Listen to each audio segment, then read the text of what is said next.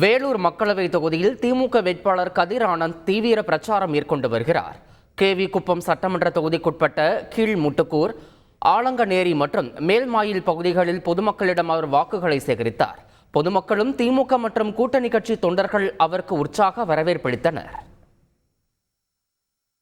இப்போ மோடி அவர்கள் 10 வருஷத்துல நம்ம நாட்டுக்கு என்ன நல்லது பண்ணியிருக்காங்கன்னா பாத்தீங்கன்னா விலைவாசி ஏறினதுதான் மிச்சம். 500 ரூபாய்க்கு நாங்க நிரந்தரமா கொடுப்போம்னு சொல்றோம். இது முதல் வாக்குறுதி. ரெண்டாவது வாக்குறுதி என்னன்னா 100 நாள் வேலை திட்டம். இனிமேல்ட்டு தேர்தல் முடிஞ்ச அப்புறமா 100 நாள் வேலை திட்டமே இருக்காது. நீங்க ஒண்ணு கேட்கலாம், அட படுபாவி, அதை தானே நாங்களும் சொல்றோம். சொல்லி முடிக்கிறேன். 100 நாள் வேலை திட்டம் இருக்காது. அதற்கு பதிலாக 150 நாள் வேலை திட்டமா மாறும். அதுக்கு 400 ரூபாய் சம்பளமா உயர்த்தி கொடுப்போம்.